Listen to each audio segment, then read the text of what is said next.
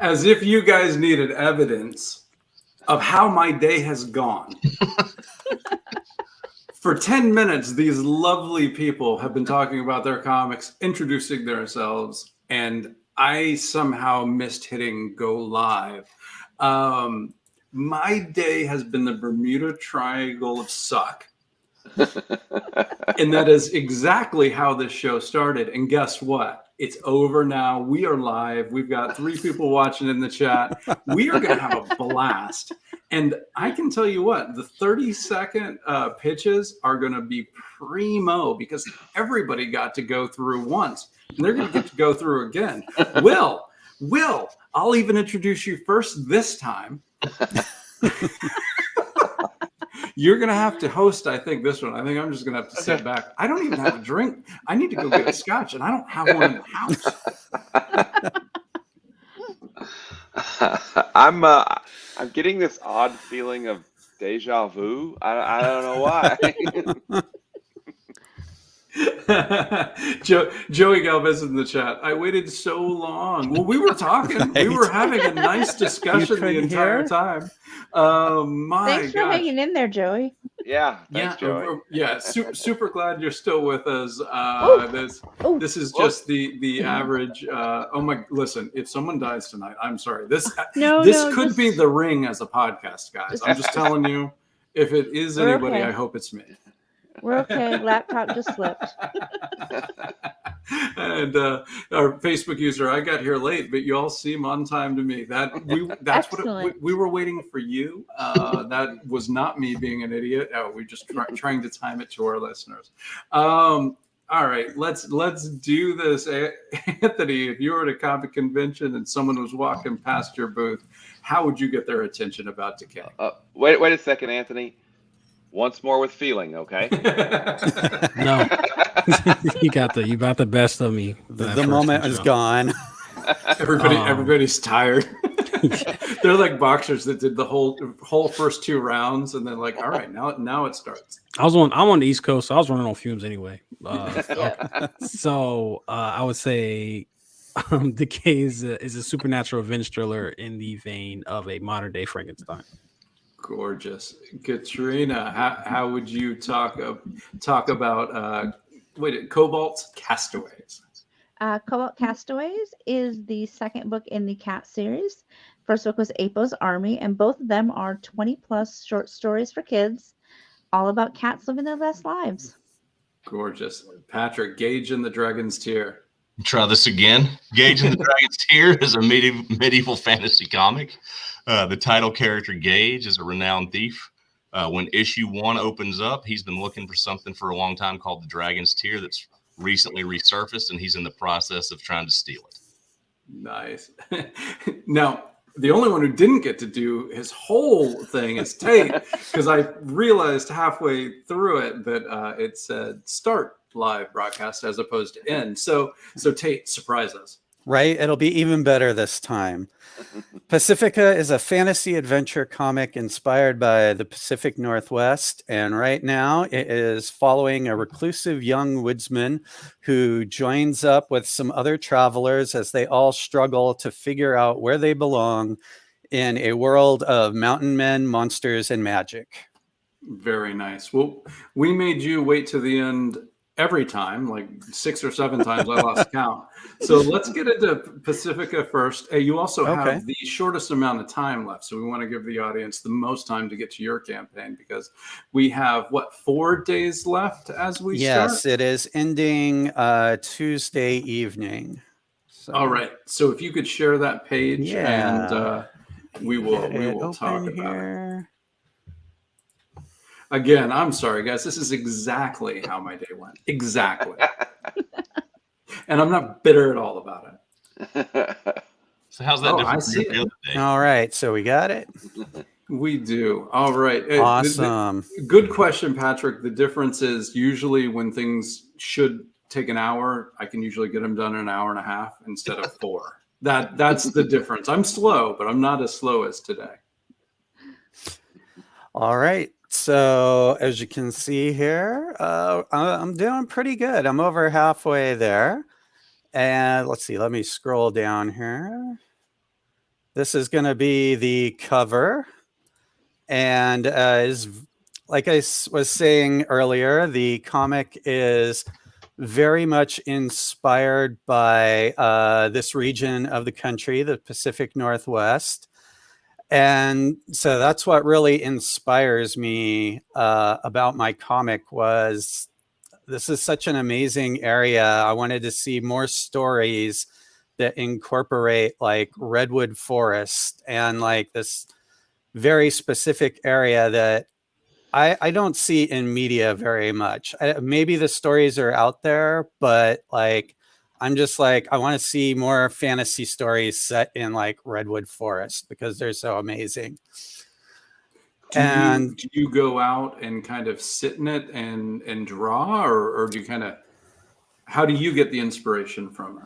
I used to, when I was younger, I spent a lot of time hiking alone in the woods. So that's kind of where my inspiration comes from. I grew up kind of out on the edge of town. Like the edge of our property was actually the city limits.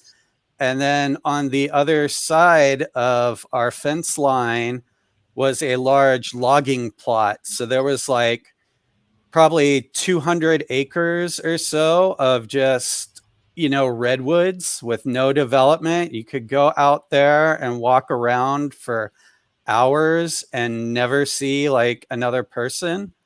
So walking around like for hours, that's just one tree, right? yeah, pretty much. Like here, for people who don't know, let me show you. I brought up, there's a local photographer, Lost Coast Lens here, and he has some really good photos just showing like the scale of these trees, And so growing up, this is what I had in my backyard. And like, it just always felt really magical and wondrous to me. It feels like a fairy tale when you're out there. And so that's what I want to communicate to people who have never been able to come out here and experience for themselves. Is I just kind of want to share through my artwork, just kind of the fantasy and the amazement. Because when you're out here, it's like, you don't know what's out in those woods. There could be anything out here. Mm-hmm. So that's kind of the vibe that I'm really into and that I'm hoping to share with people who read my comic. Is this a limited series, a one shot, or could this go on, quote unquote, forever? I am imagining it as forever right now. I plan on it being a ongoing series. And I feel like the world is kind of like a sandbox for me to play in with. Like, I want to have like different tones of story and explore different aspects of the world that I'm creating. And it's all like the seed of it all is just kind of based on, the Pacific Northwest and history. So it's sort of inspired loosely by like the 1800s. So there's a lot of aspects from that period of time that I eventually want to draw into the story and just sprinkle throughout there. I'll scroll down and show you like some of the page. I guess we could show you the rewards first, since that's what comes up. Let's do it. We've got the digital book at $5, physical $10. You get the book and the PDF. And one thing I want to point out while I'm remembering it here, this is a magazine-sized book, so it's 8.5 by 11. Okay. So it's bigger than your standard comic book. This is the first issue right here. So you see, nice big book, big art for you to look at. And then my next here I have is the limited artist edition, where I will stamp it and number it and then sign and put a sketch in it for you. And I have an example of that here. There will be a blank page where I can put in a little sketch, and it's got a stamp telling you like which number you've got and how many there are. That's awesome. Cool. That's like the great that. thing about being a writer artist is you can do that. Yeah, and so I'm planning on there being about 150 of those. We'll see how things turn out, but tentatively, yeah, it will be limited to 150 copies. Cool. And then the next one above that, we've got the I Want It All, which is everything I'm offering, the limited artist edition, the first book, all of the add-ons I have available, which includes stickers and a postcard set and a print. So you get lots of cool stuff. So I'll scroll down here a little bit, and you can see on the add-ons here, I've got some bigger images of the stickers. So these are vinyl stickers. They're pretty nice. They're about 5 inches. Oh, wow. They're waterproof, you know, they're the nice water bottle type stickers. And then I've got postcards with images of the comic and a print of the cover image without all the text on it. Oh, nice version. Yeah. Right. Thank you. Yeah. And then if you missed out on the first Kickstarter I did, you can get the first book as well. So why did you choose to go with the magazine size? I know like Skies of Fire had a lot of they did great with it, and that was almost an accident for them. Was this just, what was your thought pattern? It was a little bit accidental in my case too. When I originally planned out the first book, I thought it was going to be a more horizontal layout.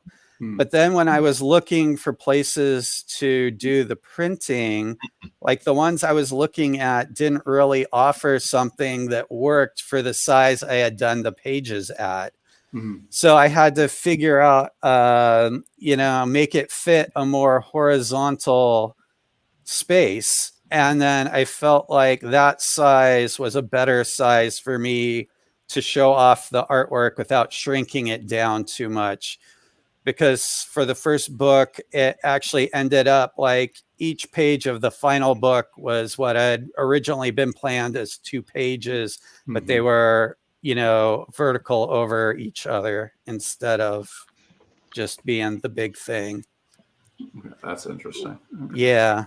But once I figured that out, like, okay, this is the size I'm going to be using for the second book, I've taken that into account. And so I'm doing the artwork larger.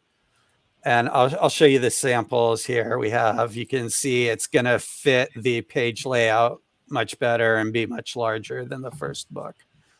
So I feel like I learned a lot from making the first book. And I got a lot of compliments on the first book. And I feel like this one is even stronger and even better. So I really hope people will, come back and check it out and just see how much it's all improved. Well, you talked about the Pacific Northwest having almost a fairy tale feel, and I see birds talking. Do we have fantastical elements to this story, or we do? Absolutely. Okay. Even though it's inspired by the Pacific Northwest, I am just completely making up the world, but the setting very much derives from, the local setting. Like you can see in the background, the big trees and stuff. And these are maybe not the best pages for showing off that aspect of the book. But like in the first one, I do have pages where it will be them traveling through the woods, and you see more of the backgrounds and just more of what it's like to be out there in the woods as they're traveling. So it's like a mix of things think like Lord of the Rings, the traveling scenes, you get kind of, the expanses and stuff. So like, to me, I want the setting to be as much a character as the birds or the main character, Gavin, or anyone else in the story. I was just going to ask, do you need to have read issue 1 for issue 2 to make sense, or are they standalone? I am trying to make them standalone as much as possible. Like on page 1 here, you get like a little recap at the top of what happened in the first issue. So I don't think it's absolutely necessary, but if you want more backstory on the character who they encounter at the beginning of the story of the 2 bird people here, you can get a little more of his backstory by reading the first issue. And the first issue was a little bit of a cliffhanger that will be wrapped up in this one. But going forward, I'm going to try and make each one as self-contained as possible. So I'm popping in. Can I add issue 1? Is it an add-on in this? I have it as an add-on, so you can take whatever tier you want. And then when you're finalizing it all, it'll come up, you can add these things, and there'll be like an issue 1 thing that you can just pop it in there. So Pacifica Finding a Path, right? Yes. Done. All right. All right. Woo! See, that's the explain yourself bump where it's not a lie. It's for serious. Right. We kind of make up a lot of it, but some of it is Will and I actually going, I need this comic book. Yeah, I thought about that because in my first campaign, I had everything set up, and then people were like, oh, can I add another book? I want to get more than one. Mhm. I'm like, oh, I didn't even think of that. So I went back and I set up a thing where they could do it as an add-on. So this time around, I was like, okay, have more books and the first book that they can throw on there. I left the tiers more open so that you kind of pick and choose the things that you want.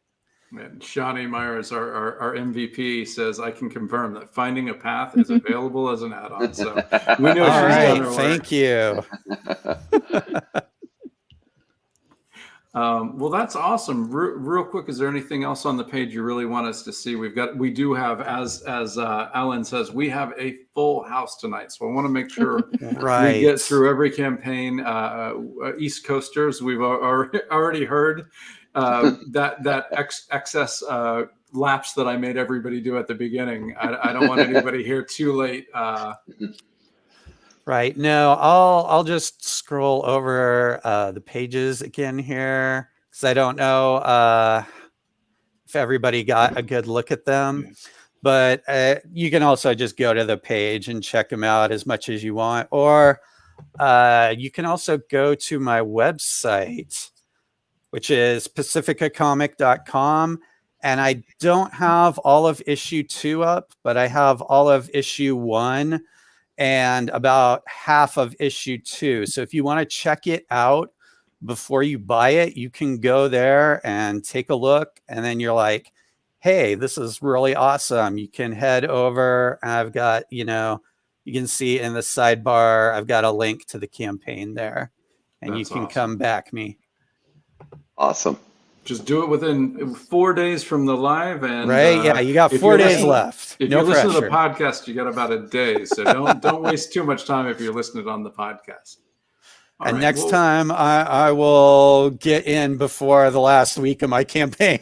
hey, we're happy to have you when we can have you. Okay, so Thank if you you. can stop sharing on your Chrome page. Anthony, you have been working your butt off today, and you're on the East Coast, and it's late for you. Why don't we talk about Decay issue 3 first before it gets too late on you? Thank you so much. I'm having a great time, but I am fighting sleep. So I appreciate the consideration. I blame Kevin. So does Kevin. Absolutely. So here's my campaign. Should I just go through it? Sure, yeah. You bet. Yeah. So here's my campaign. Really good start so far. The main thing I want to show off is the covers. I think I have 2 covers, and I'm really happy with the way it turned out. Here's some interior art as well. Like I said, kind of like a little Frankenstein reference right there with the neck injury, and then some interior. I should probably let me be more of a showman, you know. So I got the interior pages right here. You know, like some good coloring. It's okay. I just realized we're not live. I'm just kidding. Oh my god. No. All right, Kevin, Will, good night. Yeah, well, that's nice seeing y'all. So right here, I have the standard cover, which I think the artist did an incredible job. I love like the deep blacks here and the juxtaposition with the white. And then another thing is the campaign is already. I like to print out the copies in advance. It's a lot of work, but it removes so much of the stress of getting the funding and then, you know, making the book, having to wait, you know, do the updates and stuff like that. There's a paper shortage, or there was at least. So it was I try to get out the way. So I got this one printed out already. Really good print. And then I have this cover right here, which is done by my artist DNS, one of the most talented guys in the space. Did an amazing job. Adore him. Love him as a person, and absolutely love his work. Yeah, we got some more heat coming out too. So shouts out to DNS. Right. And, Now Charlie Stigney's in the chat. Now he brought something up. I think it's pretty brave of you to have Anthony on your show when he's beefing with half the internet. We are about controversy. That is why we did it, you know.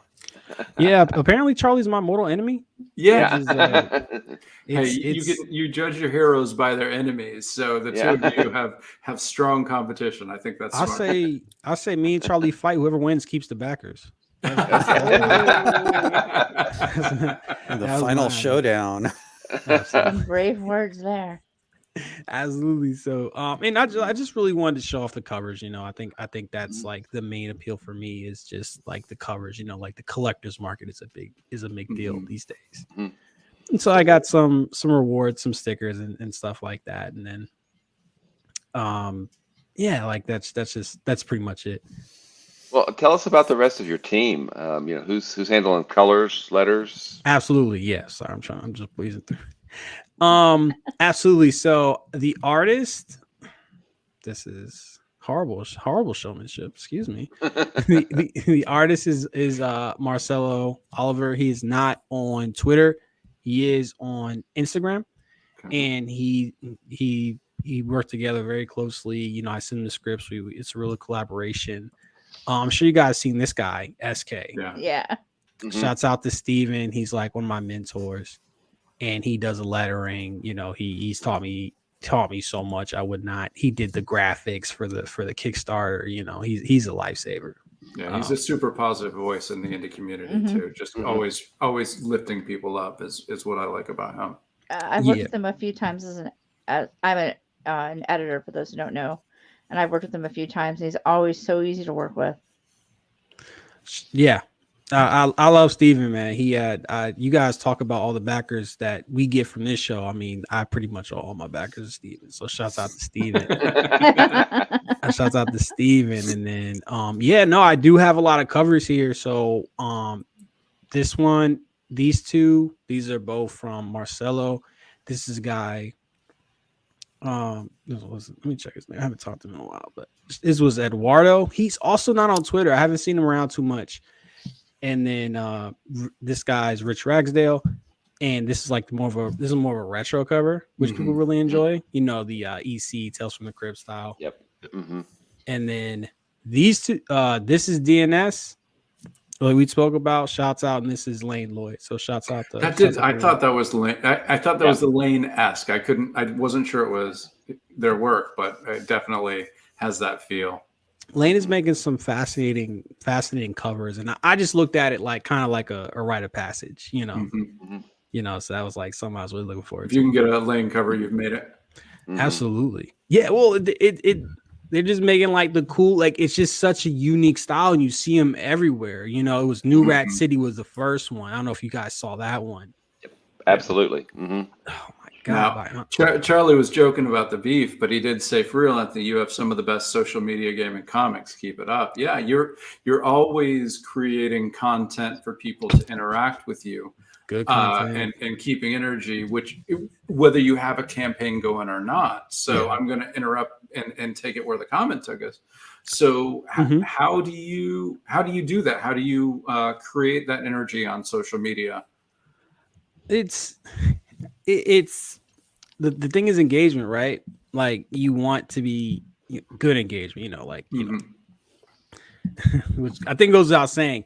But it's just you just want to be on people's mind. Like I haven't been into the comic space too long. I've only been making comics for 2 years, and it was a thing where I just wanted to be like synonymous with indie comics. I was like, I got to start making an impression on people.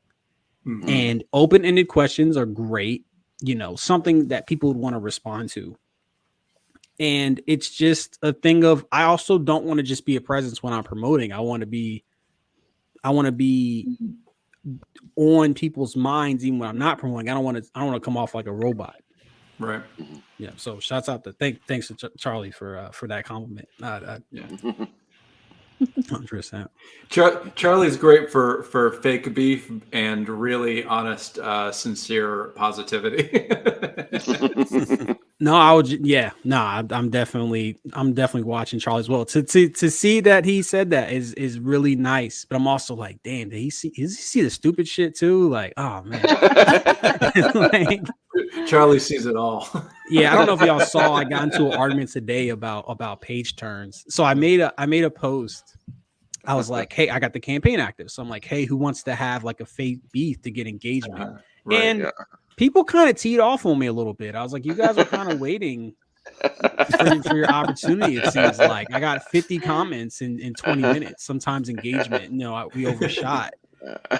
And so I'm in Twitter Spaces a lot. I think Twitter Spaces are incredibly underutilized tool in the space. It's basically like this, but on Twitter. And I would think it'd be easier to hit, a button on Twitter than to set up as we know, because we weren't live. We were live. And so it's just he said he does see. Oh my God. Hi, Charlie. Yeah, 2 years. I really been trying to work my ass off just to get to a certain, and more or less it's been going good. So we were in a Twitter space, and a lot of times we disagree. And the conversation became about page turns. I'm trying not to go too much in the hole here, but and somebody pointed out, shouts out to Rich. He was like, "Look, this is the standard for how everybody makes your comments. You're like an idiot in your crowdfunding."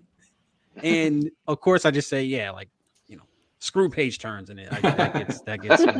Yeah. To be clear, I like to pace my scenes independent of page turns, and then it kind of falls together in place. So that's what I meant. Right. Sorry. I sort of saw it, and I was like, I don't need to beef with anybody. I'm going to let everybody have their page turn, and I'm going to keep writing my comics the way I write my comics. I just try to have fun. I think I said hey, I just make sure I try to make sure like every odd page sucks, so that second page, is really great. That's why I was just having fun. Then my big brother Richard told me, "Hey, Richard, your comics are roller coasters." pretty much. Well, I just want to say that as a vegetarian, I can't do real beef, so fake beef is fine. Beyond beef, that's what. There you go. I have really good news. It didn't fit to bring up when he put it, but Joey's with you, Will. Okay, nice. So let's get back into Decay. Right. Let's get back into the comic that brought us. I was able to grab out my issues of 1 and 2 yesterday and reread them. It's definitely I hadn't read issue 2 until yesterday, and I know issue 1 is a real. It really gets into the dynamics of loss and the risk reward of the whole concept of bringing back someone you love. Frankenstein, Pet Cemetery, the be careful what you wish for type of a story. And issue 2 really went places I wasn't expecting. I enjoyed it, but I wasn't expecting where issue 2 went. I don't know if you want to talk about where it is or leave that up for the audience to find on their own. That's up to you. Absolutely no. So I think the appeal for me, I kind of made a Twitter thread about this because I'm always on Twitter. Like, stay on Twitter. And I made it during the pandemic, and I also had two deaths in the family around the time. So it's very much about trauma, and like it was a very angry series. Mhm. And I think that resonates. I think, it was a traumatic time for a lot of people. And I think that would be my biggest thing. I set out to make like a comic that had like real stakes, like talk about real characters, pretty low concept. And I think I nailed it on that accord. Mhm. Nice. Cool. Let's see. Yeah, that's pretty much it. There's not a lot to say about it. It's very visual, like Mhm. it's very, visceral. Mhm. It is a visceral comic. I think that is a great word for what you guys have put together. It's Lots of blood. lots of blood, lots of psychological and physical pain. More blood. Let's click on Lots of Twitter. blood. So much blood. It's a bloody good tale of revenge and what you would do if you lost the last person in your family, and would you throw caution to the wind to bring them back? And then when you did and they come back, how are they going to act? And I think it's a fun psychological thing. So I think you told us last time, how long is Decay running? I think I remember 5 issues. That's right. Okay. 5 issues is the plan right now. So I just wanted like a nice the resounding, like I told people like, oh man, I think we always want to make comics, what I'm saying? Like we all like, okay, I'm about to make like the most epic, I'm about to make like Tolkien, like this like 100 issue, and people are like, yo, slow way down. So I said, okay, 5 issue story, pretty low concept, so yeah, 5 issues, nice and tight. And I really do appreciate when it's like I get a trade of a series and that's it. Like I do like that succinctity. Yeah. Mhm. I am so jealous of your incredibly smart decision to do that. I really wish that is what I had set out to do. But Will and I, we set out to do something different, kind of like Tate, and we're gonna sit in our decisions for as long as we need Get to. there How long is y'all eventually. series, right? How long is it?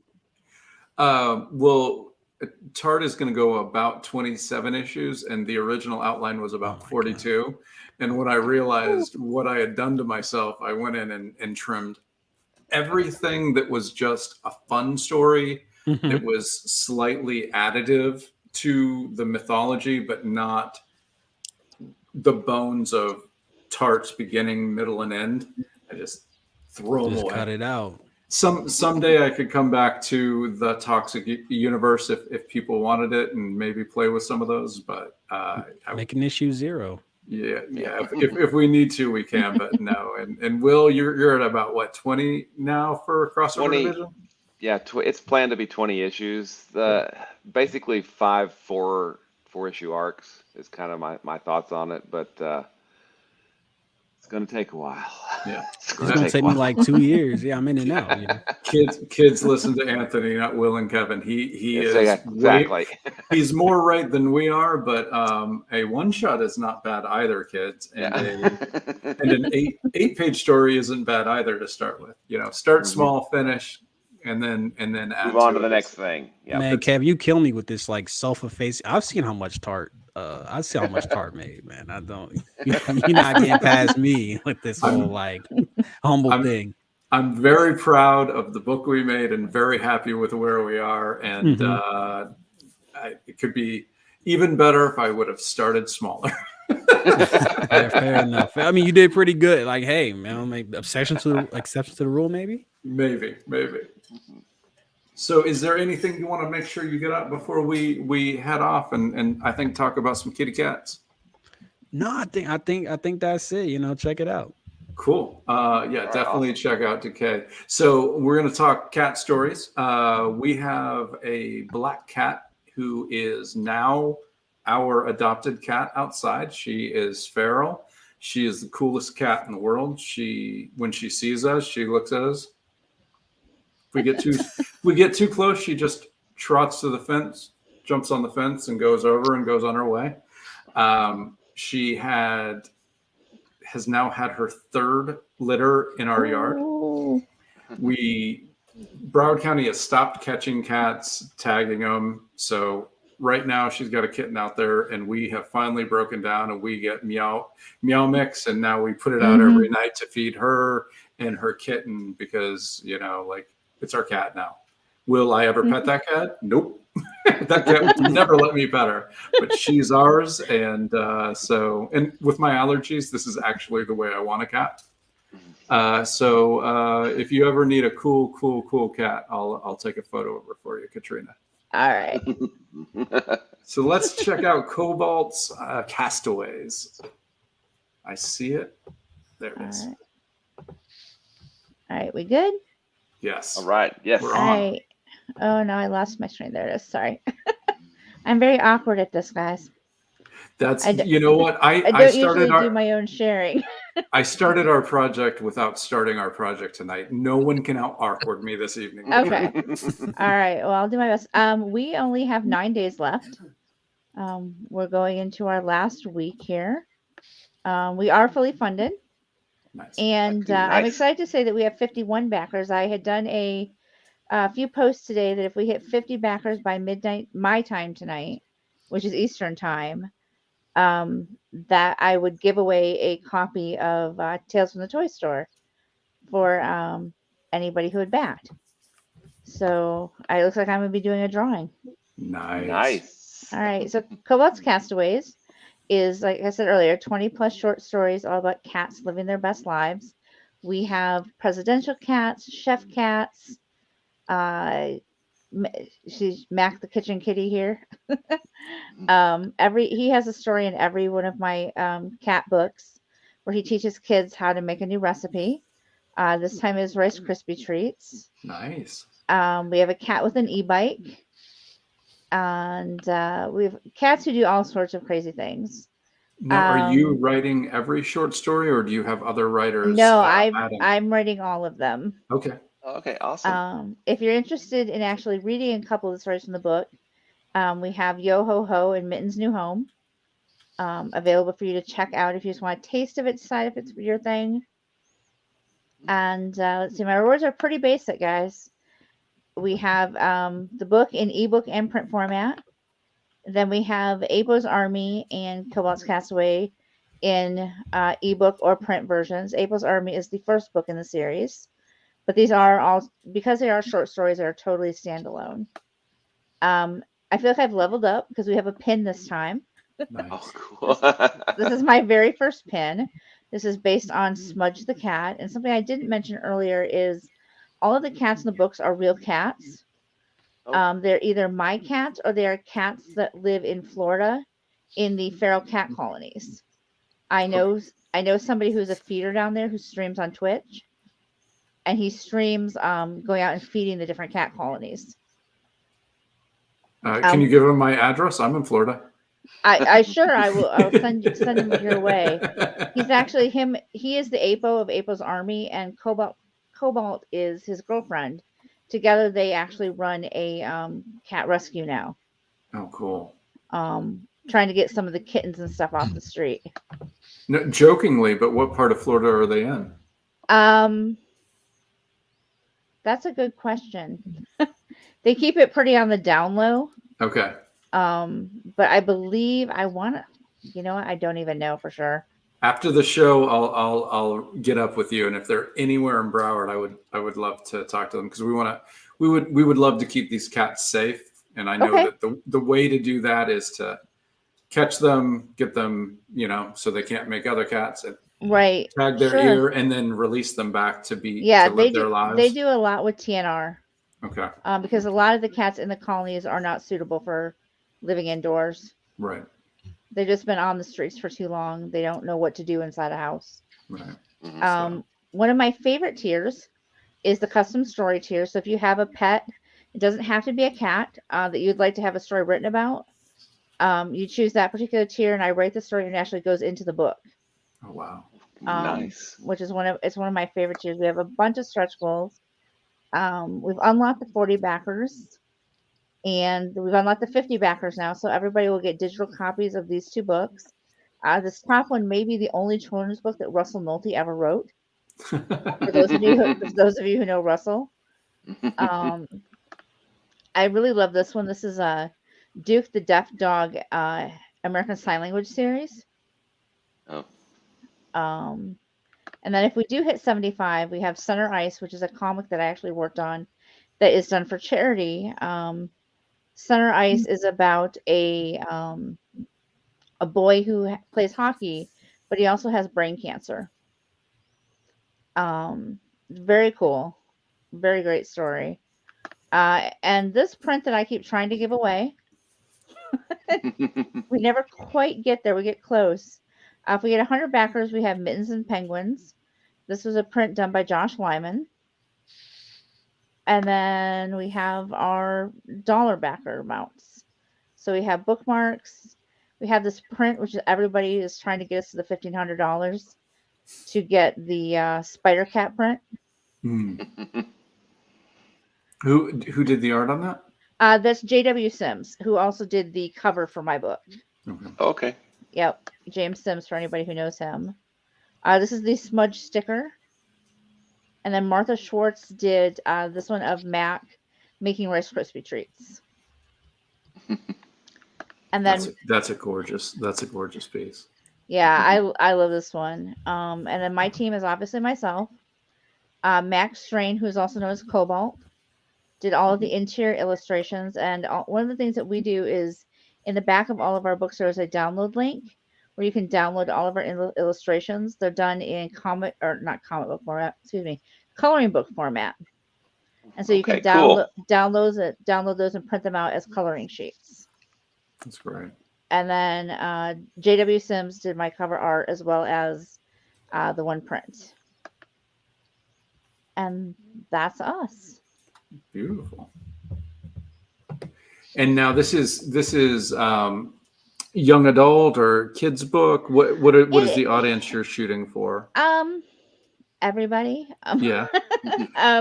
No, it really is safe for kids, but fun for. It is a really kind of an all ages book. It's perfect for bedtime reading. Okay. For those parents who read to their kids at night.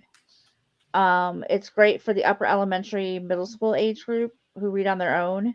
And then, like I said in the video, I know a lot of adults who just love reading kind of fun short stories. Mm-hmm.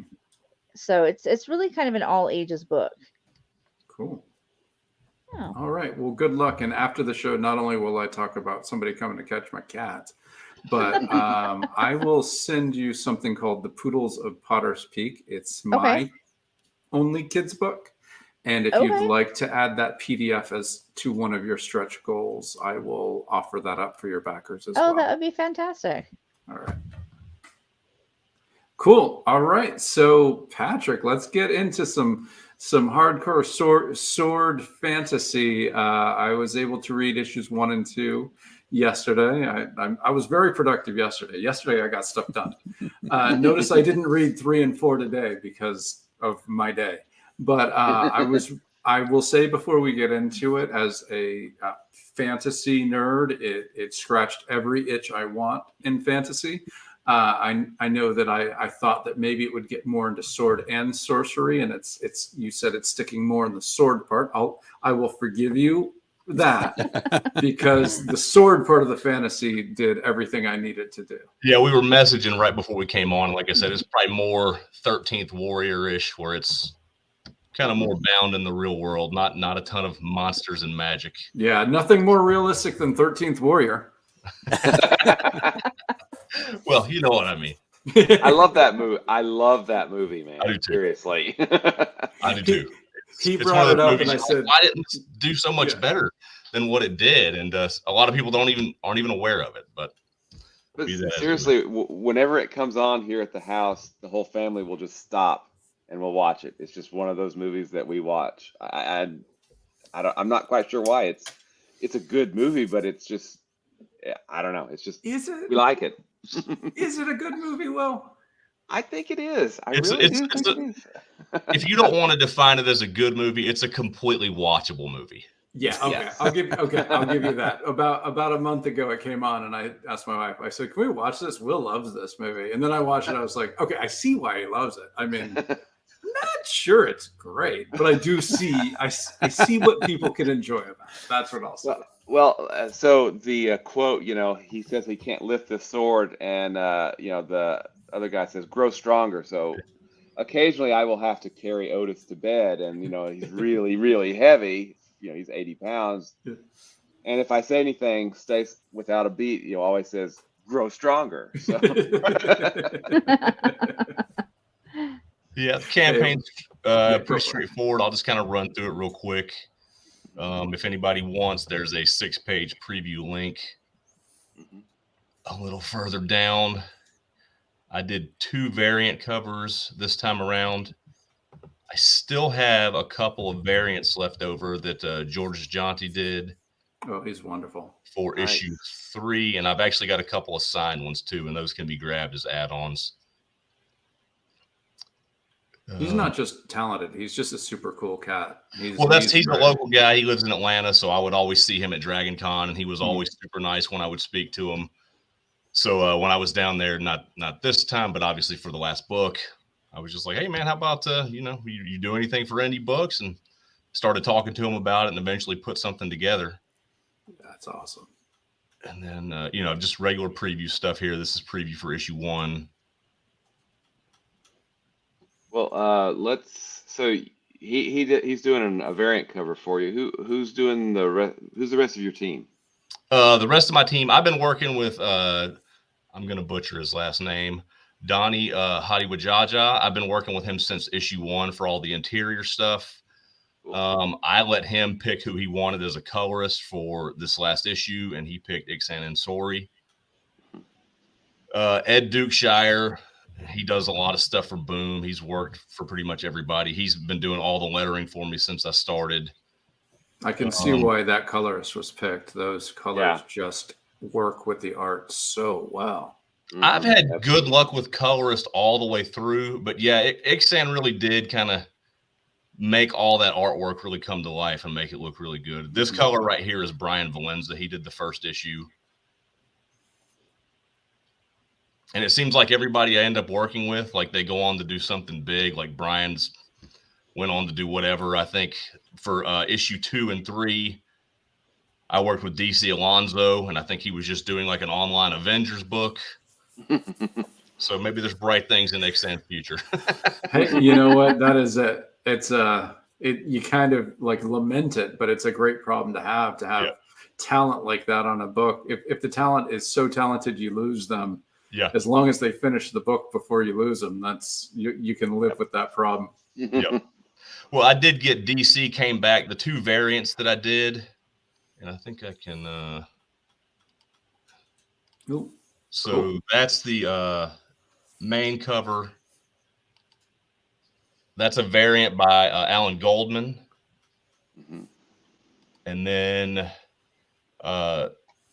Dario, I'm drawing a blank on his last name. This is the other variant that I did here. And DC colored both of the variants. So he's actually, that's even though he's big time, has still been willing to come back and throw some colors down for me. That's awesome. And, it's like Nick Cage coming back for the was it Valley Girl 20th anniversary? You're like, what? He was there. I think the only new tier I did this time is Dario and Donnie are both doing backerboard sketches. Okay, cool. Kind of a cool thing. You can get them to do any character of your choice.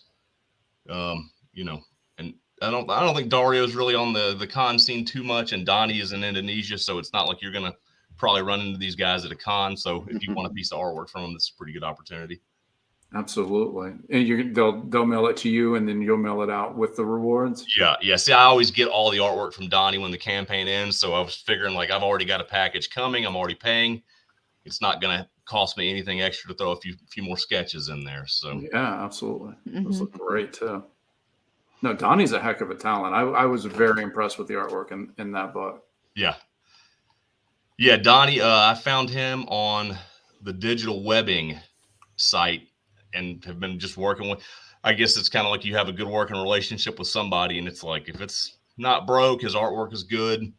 He's easy to work with, so I haven't really seen any reason to move on as far as getting a new interior artist. No, not from what I've seen. Not at all. Do you write full script for him, or do you just? Yeah, I always write full script, and then I always tell him, like, man, kind of do whatever you want. Like, you're the visual talent. You're going to be able to lay out a page, you know, clearly better than I'm going to be able to figure that out for you. So I kind of give him free reign, but he pretty much sticks with the script anyways, and just does it better than I would have, you know, thought about being able to do it. I love that part of the collaboration. Now you tell him, don't worry about page turns, right? Exactly. You know, if you don't make the page turn work, I'm showing up in Indonesia and we're throwing it. Beef. I hear beef. No. So the question that's come up a lot, how long, if everything goes exactly as you would like it to go, how long would Gage and the Dragons tier go? I have 8-issue arc is the first 8 issues is the first arc that I have written. I have another 4 written after. I did the same thing that everybody the same. Let's make a graphic novel, and then the production costs slap you in the face pretty quickly, and you're like, well, maybe that wasn't a great idea. This is going to take time. But yeah, so 8 issues is the first arc. I have another 4 written, and then maybe another 5 or 6 after that thought out. Okay, so it could go up to in the 20-ish range if you. That's cool. So yeah, I mean, we're scrolling through the page, but yeah, everybody check out the page. You can scroll through as quickly or slowly as you like, and check out the art, check out the preview. That's awesome. This cover art is available too as an add-on. If anybody likes cover art. So how much would that go for? I've sold every cover that I've put up except this one, and they're $250. For a cover, that's right in line of a good value. Like it's reasonable, and they've all gone. Like I said, and this is a good piece of art, so I was actually kind of surprised that this one didn't go, but it may still, because it really is a good-looking piece of art. I've already got it in hand, and if somebody doesn't take it, it'll end up on my wall. Yeah. I like when people get either interior art or one of Ludo's commissions, because he mails it to me, and while I'm waiting to fulfill it, it's mine. Like I own it, I have it, I have to kiss it and let it go. But for one moment, it's in my home, and I own it. That's the same thing. Like all of these are full of just all of the artwork that's been sent to me. Oh, nice. Over all the course of the campaign. So I've still got a ton of interior art. And, if I ever make it to the convention scene, that might be something I'll carry along for people that like grabbing that stuff. Well, I see that it just went up. You're at 102 backers at $2,500 19 days ago. So you're sitting right where you'd like to be, but with, obviously you want to. We're always looking for more backers, because our goals are not always our goals. Our goals are the lowest funding we can make the thing. Yep. So we're all, even the campaigns that are funded that we've talked about, please check them out. And, if you're interested, give them a back. But you're definitely sitting pretty as of where we are right now. Yeah. Is there something about the fantasy genre that you wanted to work in that specifically? Why did you choose that there's genre? Nothing specific, because I'm kind of writing kind of all over the place. So I've done some sci-fi stuff. I've kind of done some horror stuff. I did a short story that went in. You mentioned Russell Nolte earlier, the Last Cthulhu anthology. Oh, yeah. Story in that. This is just kind of some characters that I had in my head, and I thought it might be an interesting story, and kind of started exploring it, and ended up having a lot there to talk about and stories to tell. So just ended up going with it. But I'm not really locked into that genre per se. I kind of write whatever ideas are interesting that I want to explore, I'll explore them. Awesome. Cool. Let's pull that out. And basically, I'm not going to lie. I had a day. So I've had a blast talking to you guys. I think Anthony and I are both hitting our the end of our energy reserves. So before Will and I start talking about the campaigns that have been on the show the last couple of weeks, in case somebody came in just recently, let's go through and do our 30-second pitches again. Tate, you went last the first time, so you get, well, the first and the second time, so you get to go first the third time.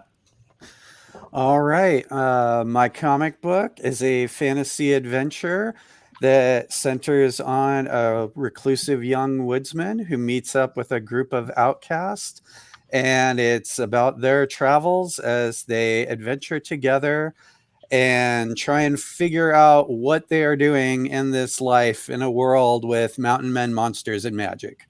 That's awesome. Katrina, Cobalt's Castaways. All right, Cobalt's Castaways is 20 plus short stories all about cats living their best lives. It is the second book in the cat series.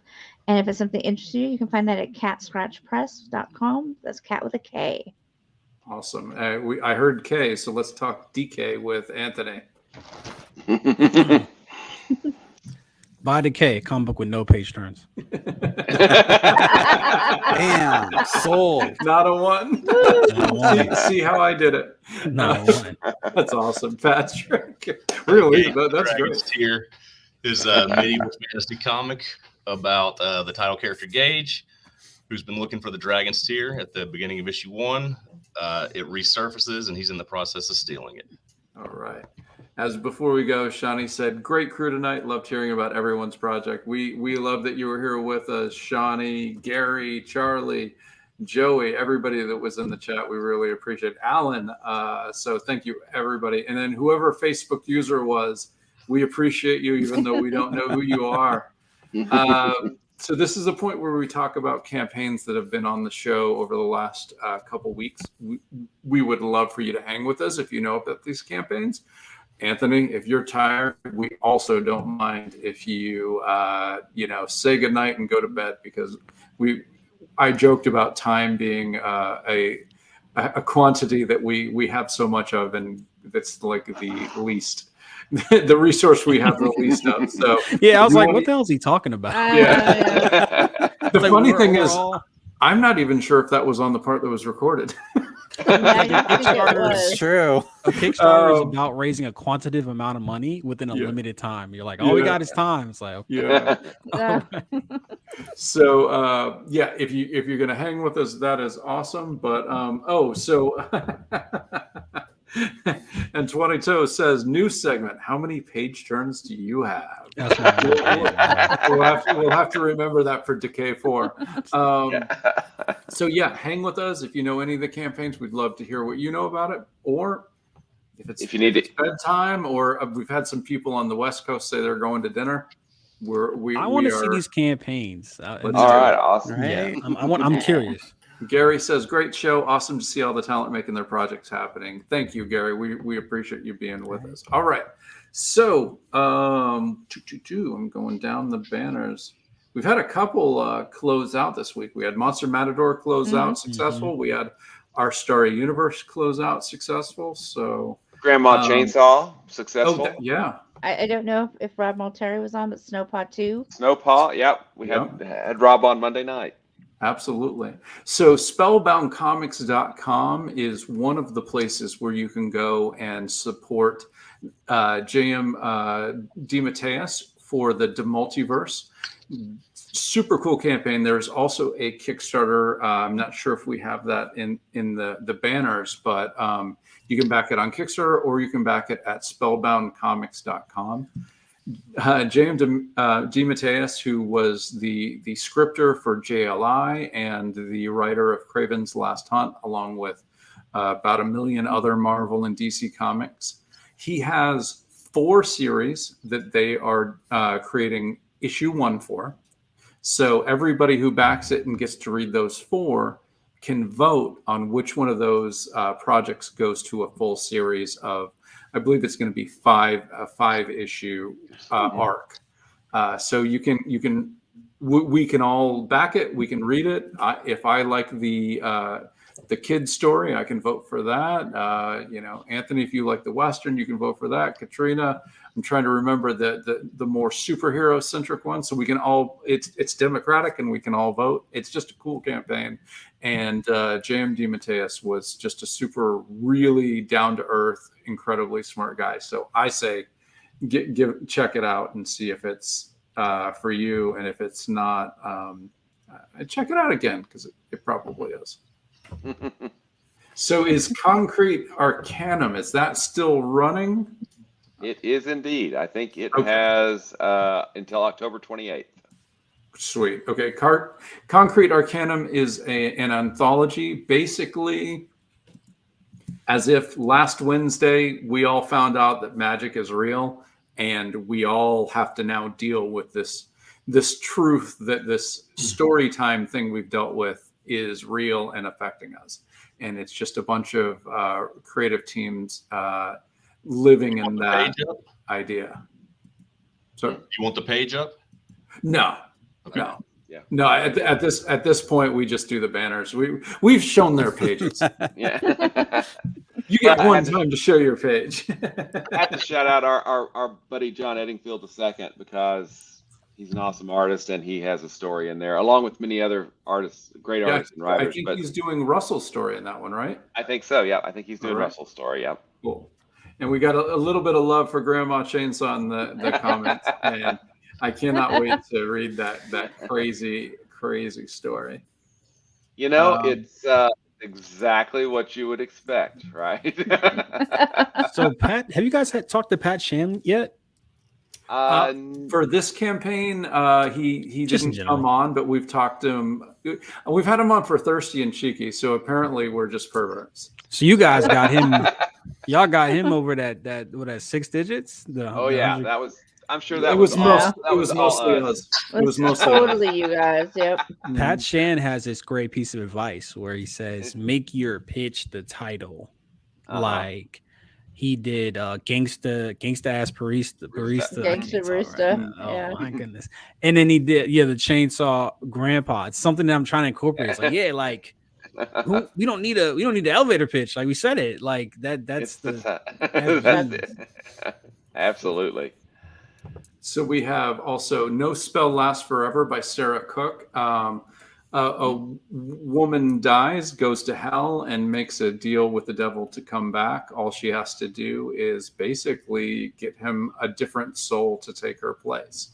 So kind of a pretty dark story, I think, but incredible artwork and really cool ideas. So and I see on the page, I just kind of scrolled through, I see a Diarrhea Night as possibly a PDF giveaway there, Will? Yep, that's part of her. I think she hit those early stretch goals or early backer bonus stuff. So yeah. Awesome. I am trying to. Usually I go through and clear this out so that stuff is not still there. Granite State Punk is another one that we can say closed because I just thought. Yep. Okay, and another awesome anthology, The Haunted Box. Will, you were on with them, so I'm going to let you talk about this so I don't misrepresent it. I think I know, but I probably don't. So it's an anthology where this box will show up and it will have in it the answer to all of your problems and all of your dreams, and all you have to do is kill someone to get it. So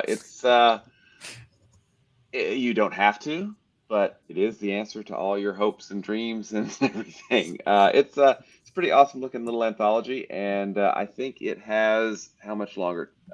It goes until October 23rd, so it's only got 2 days left until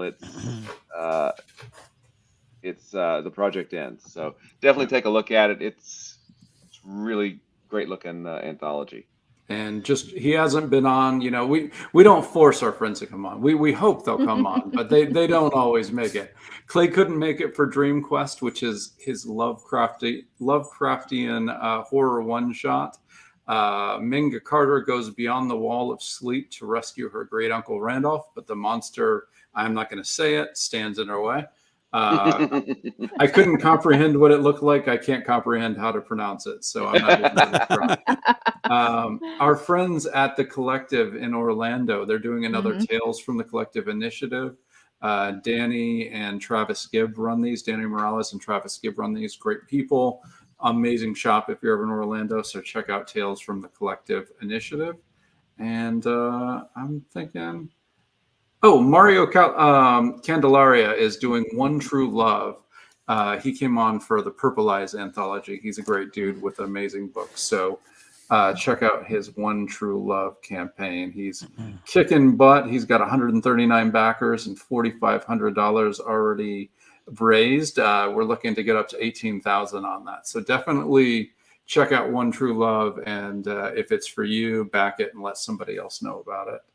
And I've got one more. Heirs of Isildur. That's Steph and Matt who've been on the show and are going to be on with Charlie Stickney on November 4th. So Heirs of Isildur is Steph and Matt, and Charlie is coming back with the game that he and Connor Hughes, the White Ash team also does more of a sci-fi type book called The Game, which is definitely worth checking out as well. And then our buddy Frank Martin has he's actually doing something that he's never done before. He usually does one or two issue stories. He's actually continuing his Polar Paradox, and now he's got Polar Paradox Equators in number one coming out. So it's running right now. Take a look at it. Frank's a pretty awesome dude, and Polar Paradox is a fun sci-fi book, so I'm excited he's doing more. Rio Burton, who is an amazing artist, is doing Harpy of the West number 2. So if you're familiar with Rio's work at all, definitely take a look. If you're not familiar with her work, then you really, really need to take a look because it's a beautiful looking book. That's right. And Joey just put up, I have Bixby Grant live. Hope you all have a guest shot. Hey, we're all filled up for next week. We do have spots November 4th and on, so please have them reach out. And if you're watching this and you've got campaigns coming up in the next couple months, reserve a spot now. Anthony, you reached out weeks ago, right? Katrina has been on our list for weeks, if not months. Please, it makes it easier for us. I think I started reaching out in August. we love it. It takes so much stress off of us. So if you are a creator and you know you're having a campaign, say you think you're going to launch in March, reach out to us. We'll put you on. If something happens and you're going to be later, we'll move you a month later. That's no issue, but it is an issue if we've got our 4 campaigns for the week. And like Tate, if you had asked us and we were full, we wouldn't have been able to have you on. So we really do appreciate people reaching out. And Will and I have a thing where we kind of ask people for the first time or maybe the second, but by the second time, the invitation is here. Let us know if you want on, because at some point we don't want to be pressuring people who have done it and don't want the explain yourself on. Let me ask you guys something. Oh, I'm sorry. Please. Go ahead. I'm so sorry. You guys how long you guys been doing the explain yourself? Because I know we did ours back in May. So my Facebook has started putting in memories the show. So I would say about a year and a month or two, something like that. You guys named like 5, 6 Kickstarters. Are you guys seeing like a rise in the amount of Kickstarters that are like comic adjacent? I'd say we're seeing a rise in good comic Kickstarters, like really 100% good projects. Yeah. Well, that is important. So. It's. I mean, there's a little bit of ebb and flow, I think, to Kickstarter, but some months I'm like, pardon my French, but damn, I've got to back 15 Kickstarters because these are all. To me, like the space is getting more competitive. Yeah. And as long as we can all keep delivering the books, forget about a book. We all want to make the best book we can. Forget about the best book. As long as we're delivering on the promise and people are getting a book. And then hopefully they find enjoyment. I think it's great for us. The more competition that delivers the book and makes people happy, the better for all of us. So it's kind of like I love the competition. I love that Pat Shand is killing it. I love that Charlie Stickney is killing it. I love seeing Anthony come in and start to kill it. You know, I love that. Don't put me on that. I can't follow Pat Shand and Charlie Stickney. Don't put that kind of pressure on me. You can eventually. Yep, exactly. I love that Mike at Miskatonic High has now passed Tart. He's done more issues of Miskatonic High than Tart now. And I've been watching him catch me for about a year and a half going, he's going to catch me. And he did, and he passed. I love it because the books are going to people. You know, Russell has come up in this. You know, I love the competition of people who are coming in, fertilizing the land for all of us. And so I love the competition in that way. As a reader whose wallet is, impacted, I don't always love it, but as a creator, I adore it. Well, that's we have Kat and Phil, putting out, it seems like a book a month now. I mean, which is insane. But there's. I thought you meant me for a second. I was like, no, trust me, not a book a month. Not this year. There's just so many good books and so many great creators, and we're not competing against each other. We're all bringing more people to the platform, and not just Kickstarter. Right. I mean, I really feel like, Zoop and Backer Kit and Crowdfunder and all of these other crowdfunding sites just help bring more crowdfunding people, because I've backed Zoop, I've backed on Crowdfunder, I think I've backed on Backer Kit just because they have creators that I want to support. So yeah, I mean, it's awesome. And but sometimes my wallet's not too happy, and sometimes that makes the wife not too happy, but I get over it. I have been I won't name names, but I have had people reach out and go, God dang it, Kevin, I don't want to back all these campaigns, but I have to back all the ones that have been on the show. And I'm like, yeah, sorry, that's too bad for you. That's really it is my problem though, but get richer. My problem. Yeah. I do wonder if the market can be saturated, right? Like if there's three, like if it you know what I'm saying, like here's why I don't think so. Here's why I don't think so. And this is a very specific to me. So when I was a Wednesday Warrior and I went in, I went in to get X-Men, Excalibur, and Batman. And then someone said, hey, you should try V for Vendetta. This is a different type of book. You might like it. So I bought X-Men, Excalibur, I bought Batman, and I bought V for Vendetta. I went home, I read it. I came back, I said, V for Vendetta is great. It's like, okay. Well, when you get X-Men, Excalibur, Batman, and V for Vendetta, if you like Alan Moore, he's doing Miracle Man. So did I not get V for Vendetta too? No, I spent $4 more on. So I think the comic book reader is very additive. I don't think we get saturated in a way that other markets do, because we're used to adding series on that are like the things that we liked. Yeah. And that's my own personal thing. I don't know. Yeah, and my point about bringing up the saturation is not to say like, hey, run for the hills. It's actually to say, I think it's imperative that you then, you set yourself apart, and that's my point. I would think what it would be is that, all right, if I have 3 campaigns, if I have Cheeky, Tart and the White Ash, and then I have like $30 to spend, I might have to let's pretend they're all the same price point. Then maybe I have to go through digital, or maybe I have to kind of pick and choose. And that's just, I'm not trying to be doom and gloom. That's just the nature of anything. And like we said, we're seeing good campaigns. You know what I'm saying? Like I'm not gonna name any names, but campaigns are like a couple months ago, you were like, yo, this is like a project we love. This is funded in like a couple days. These are big creators.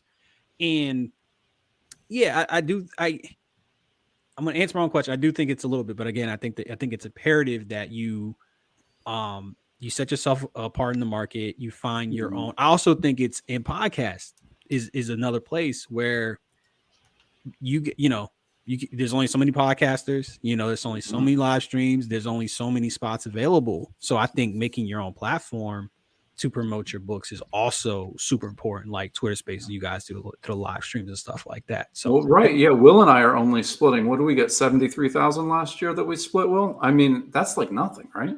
Was that like simoleons? I don't think that was real money, was it? I mean, my ears perk up. No, we haven't split a penny yet, but someday our ship is coming in. Not doing past Shan numbers. well, and to your point, Anthony, I think one of the cool things about Kickstarter is that, okay, maybe this month I can't afford, Cheeky, or maybe this month I can't afford White Ash. I know Charlie's going to be back, and that book's going to be an add-on, and maybe I can afford it the next time, right? Or Pat will be back, and maybe Cheeky plus what's the other one? Thirsty, Destiny, New York, or Destiny, or any of those. I mean, I can't remember who pointed this out. It was on a previous show. Somebody smarter than me, I'm sure, but the Kickstarter is almost like the opposite of the direct market, in that first issues usually do less because you prove yourself with number one, and then you prove yourself again with number two, and you keep building and building. And it's an interesting way to think of it, because I hadn't really thought about it that way before, because I feel like we're building our own, we're bringing our own audiences to a certain extent, but we're then also expanding those into other audiences that other creators have brought. I mean, look at I think there was a report, Brandon Sanderson, he had that little Kickstarter that Right. didn't That do so baby well. one. That baby one that Yeah, baby one. struggled all the Which way one? through. No. Yeah. But I think Kickstarter posted that he brought so many thousand new backers to the platform, and those backers spent so much more money on other projects as well. I mean, I think that there probably will be a saturation point, but I don't, at least and I'm an optimist, I guess, I don't feel like we've gotten to that point yet.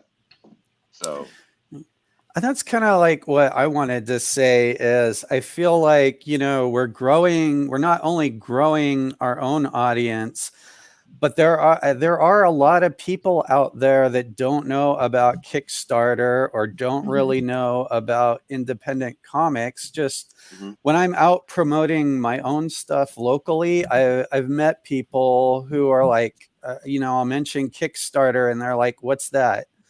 And so I tell them about it. Or, somebody will say to me, oh, I didn't know people were making comics like this around here. And I didn't know comics were still a thing. Yeah, or maybe they thought all comic books were superheroes and they didn't know there was other stuff. So I think there's a lot of room for the audience to grow still.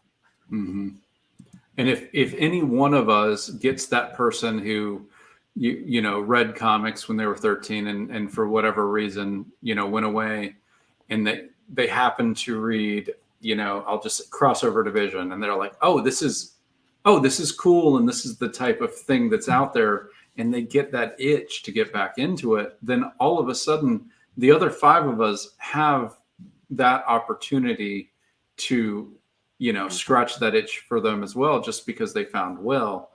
I think there's a lot of opportunity. Yes, we can only spend the amount of money we can spend, and sometimes it's there have been times where that looks like a really good book that I would really like, and I'm going to back at the digital tier right now because that's where I am this month, and I think every creator is I'll take a digital backer over no backer any day of Oh, hell yeah. Absolutely. Honest, Oh yeah. there's Yeah, always going to be like too many cool things and not enough Mhm. money to spend it on. Like anything, like it's not just comics. It's like anything you talk about, like all the movies coming out, all of the normal books coming out, you know, all of the video games, you know, you Mhm. can't buy and play them all. There's just not enough. hmm So people Time are and always money. going to have to make choices no matter what. Well, and I'd like to point out, yeah, Joey, the indie comics community is so supportive. I mean, they've been so supportive of me, Mhm. and I would hope that they've been supportive of everyone because it's really inclusive, and you know, we're all.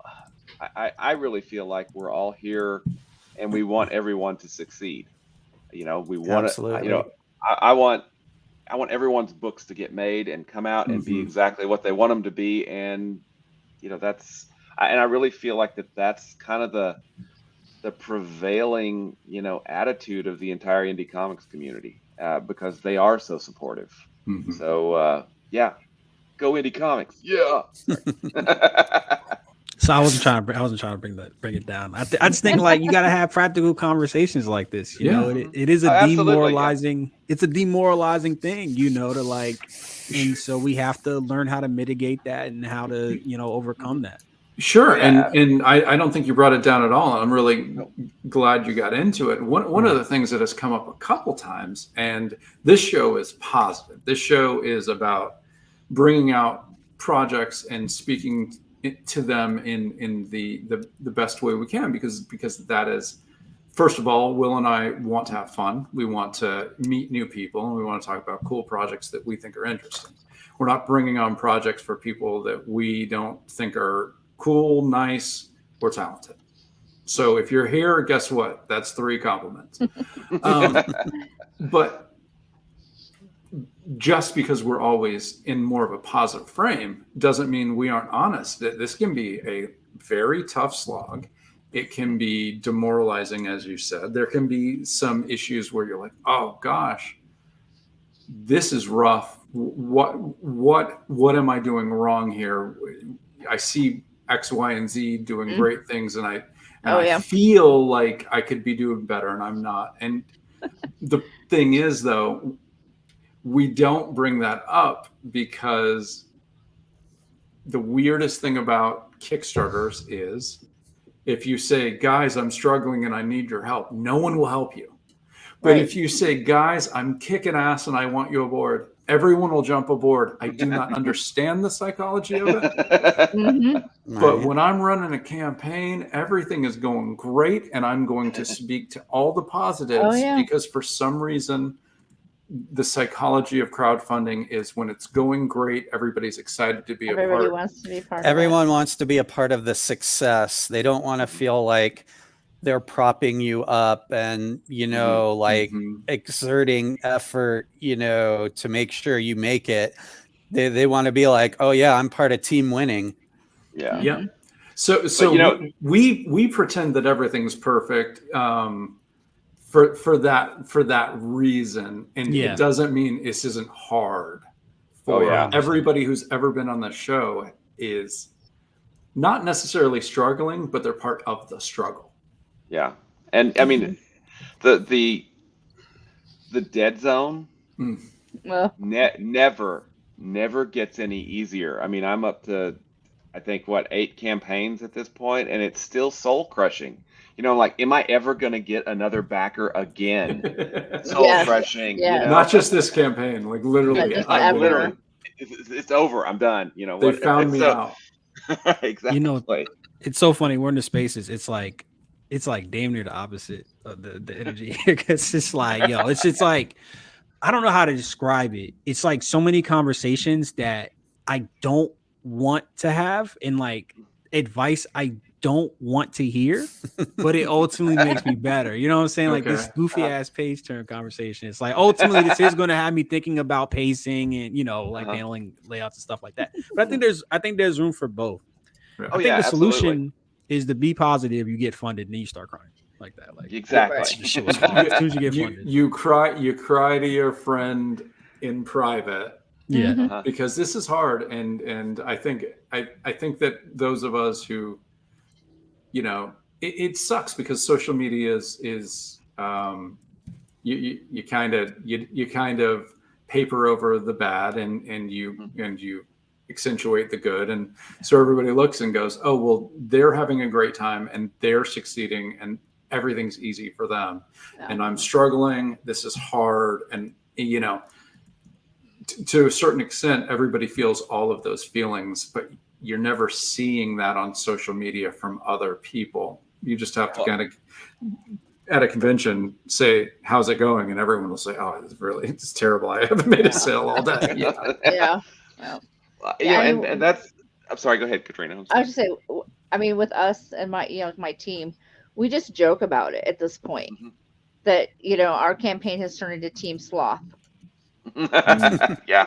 It's moving so slow. And I actually did a post, I think, on Twitter the other day. It was like, can we get us from Team Sloth to Team Excited Kitten? Like, can we get the ball moving, guys? And we just joke about it at this point because otherwise you're just miserable. Mhm. Well, and you bring up a really good point about a team. I mean, I'll straight up say, I've chatted with Kevin. I'm like, talk me down, man. This, talk me down because it's horrible. This is the worst thing ever. And that's not the case. There's a maybe, but it's hard. But having a support system of some kind is extremely important, because trying to do this alone I'm sure somebody can do it, but that somebody's not me. I mean, I have to have that support system to just keep me going. And also, that support system, they really come out during campaign time because they're so helpful, about sharing and tweeting and Facebook and all those things. So I really think that, that kind of private support system is there to just, keep me from going, oh my God, I can't do this anymore, and just stopping. I don't know that, and Kevin and I have talked about this privately and publicly, that if it weren't for Tyler James, Crossover Division probably wouldn't exist, just because of all the help that he and the comics launch community have given, to me specifically and my books. So that support system, I really think is absolutely necessary, to be able to survive this mentally. Yeah, it's I true. think, real quick, I think the great thing about Kickstarter, and I think about like social media, is you're looking at other people, and it can be very discouraging, frankly. Mhm. I'm not gonna act like it's not. But the beauty is, one, you have creators like Pat, you have creators like Charlie, Mike, all who super gracious with their information, super Yeah. helpful. Mhm. Guys, shouts out to those guys. But also the beauty of Kickstarter is they want you to do well on the platform. So you can look at a Kickstarter kind of like analyze it, break it down. So you are, to some extent, getting some information. Now you will see a creator come from another platform, come to Kickstarter, make like 100K in like a day. You can't replicate that success. That's unfortunate. Yeah. But I think people, what they should do is kind of like, you're going to be discouraged, but also maybe try to reverse engineer like what's going on and try what to did they replicate. do? Yeah. Like, I told Tyler James one time, because he was doing a free print to all first aid backers. I saw that. I was like, that's such a good idea. I did it on my next one, and I sent him a message. I said, you're not allowed to say no. I am stealing this idea, cold-blooded. I am stealing it. This is great. And he just wrote back. He goes, go for it, do it. I probably stole it from somebody else. No worries. So yeah, steal what's working for somebody else. If you feel like it doesn't fit your campaign, morph it into what does. And like, if you see something that you don't think works, don't steal that. But yes, beg, borrow, steal. It's all community at this point.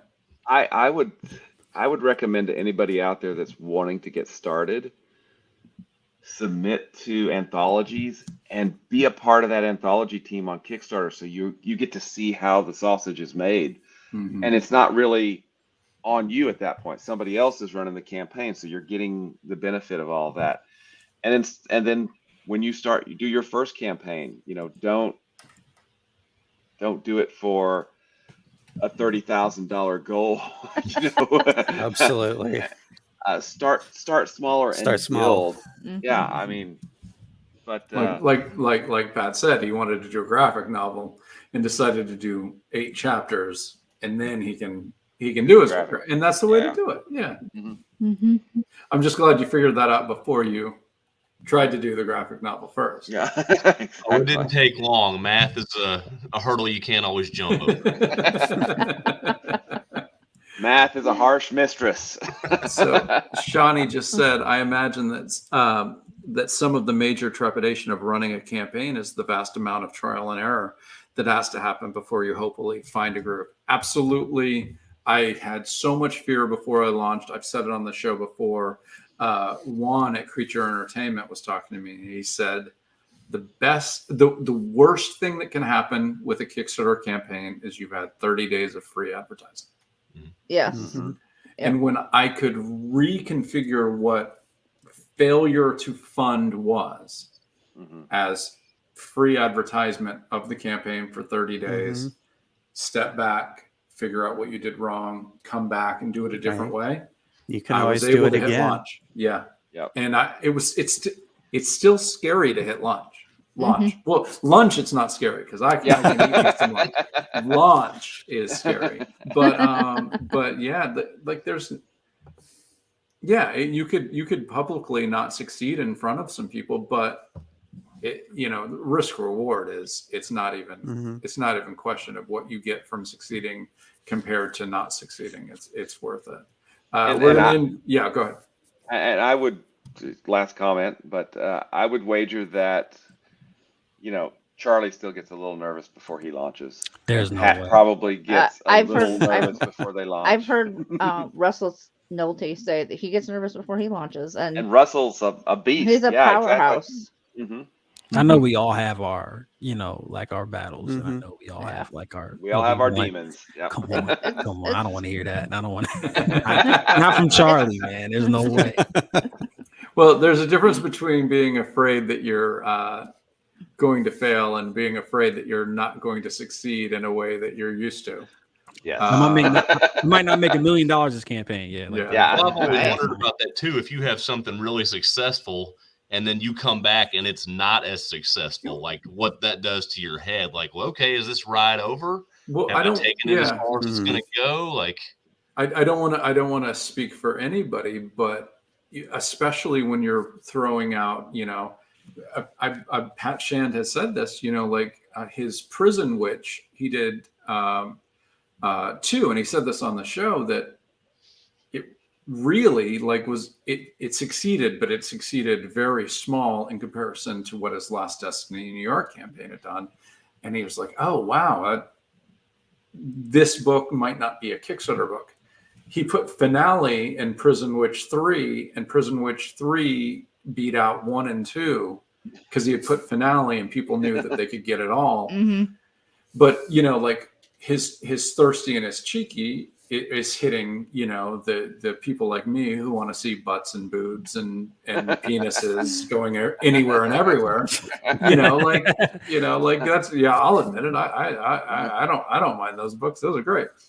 But it's like, am I gonna? I made $50,000 last time. I only made $22,000 this time. Yeah. Well, I'm salivating to make 12,000, but is it a failure to make? Be a only nice make failure to have. 22,000? I'll take it. Yeah. Hey, when you make Gee, a cheeky, darn. you can take some hits on some other stuff. You know what they say, That's like true. one for them, one for me. Like, No, absolutely. shouts out Well, to It's Pat. not That's over my till you friend. quit trying, right? Yeah, I mean, that's true. We're going to leave it with You can one, always do another. the most important comment in the chat. This show's professionalism is a reflection of Kevin and Will. That is so true. It's so true. We have never made a mistake. Let's forget that we did the first 10 minutes without recording. And good night, everybody. Thanks, everyone. Bye. Good night.